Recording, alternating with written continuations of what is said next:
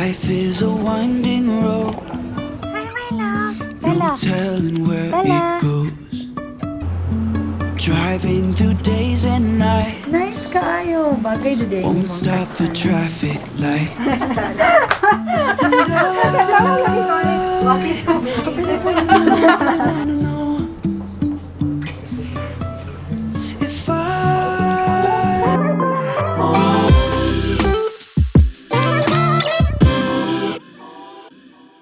Hey guys! Kamusta? So today is March 10 and today is a very special day because kukunin ko na ang baby ko.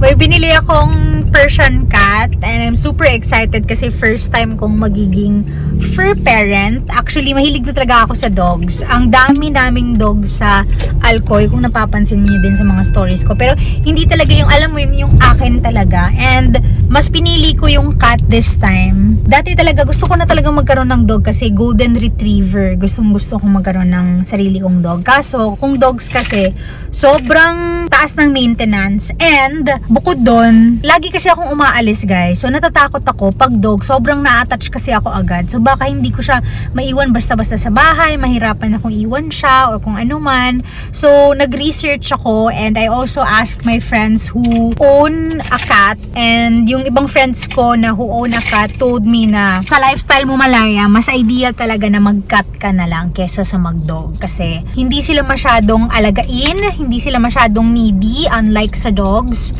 At hindi din sila masyadong makalat. So, yun yung reason kung bakit kumuha na lang ako ng Persian cat instead of dogs. Kasi wala pa din kami mga cats sa bahay. So, at least, ako yung first sa family namin na magkakaroon ng alagang pusa. So, magmi-meet kami ng owner around 4 p.m. Malapit lang sa bahay.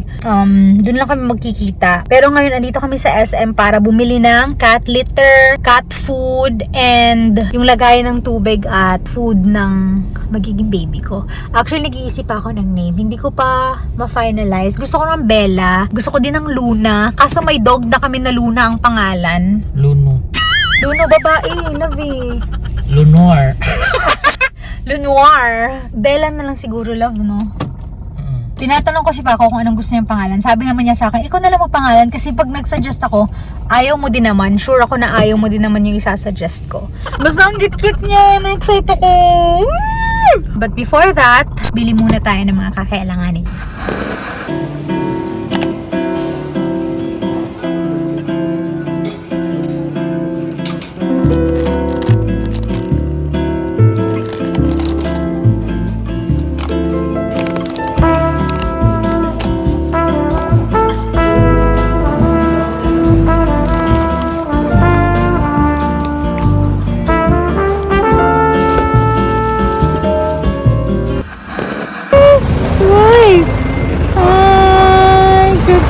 Hi, my love. Bella.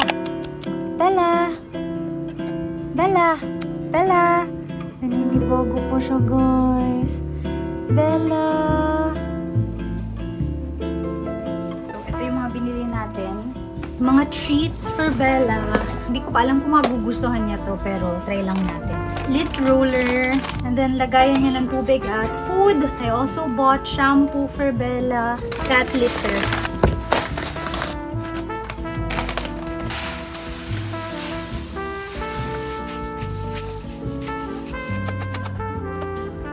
Dahil ang likot-likot niya guys, tingnan niya saan siya nilagay ni Paco. Oh, dyan ka sa box. Sige.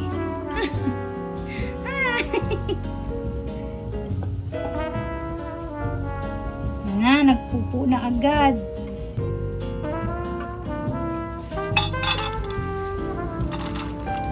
Sabi naman, maliit lang daw yung kain ni Bella. So, Bella Boo. Aww. Her first meal with me. I love you, Bella Boo. Bella's second day with me. I mean, third na pala. I'm just so happy that on the second day kahapon, litter trained na siya.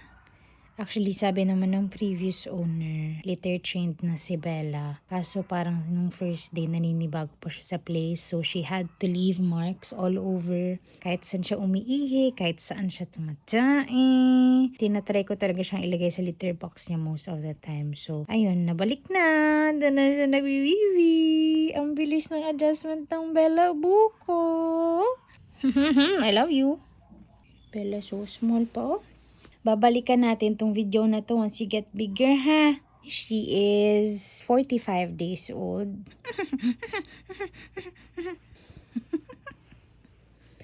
Ay, stress reliever talaga yung pets. Oh my gosh. Oh my God. Look, how do you feel? I feel like, matod pa ni Sami ba, yesification. This is what you call yesification. Why is it called yesification? Because you just have to say yes all the time. Bisig ko na sa nose. Sige, goro. Sa nose mo. Bisaging ani lang ni ako. Napsya bridge ka man. Bisaging ani lang ni ako ang akong nose. Dagang naibog na ko mga buanga mo. Smile ko or mawaki or something. Lagi ko na niya, okay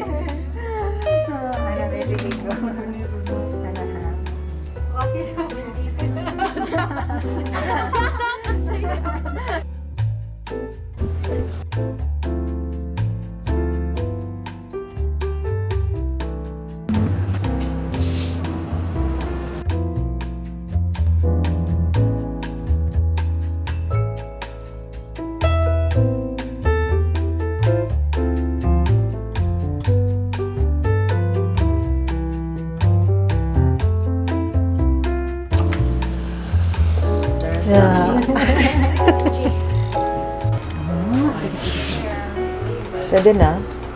Charla. So, ayan siya, guys.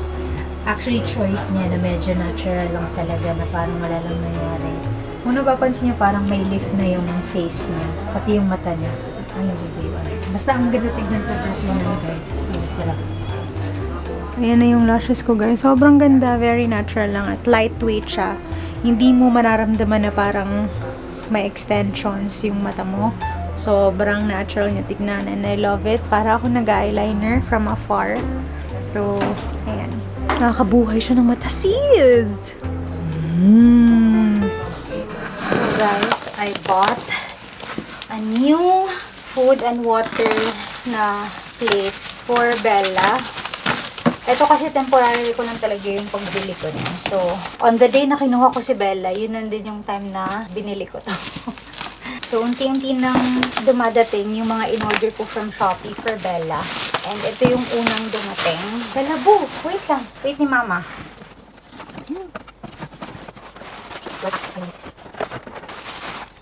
You have a new place. Yay! Oh, very cute. Very cute. Wow. It's white. It's so clean. See? Oh, yes. This is for you. This is for you, my Bella boo.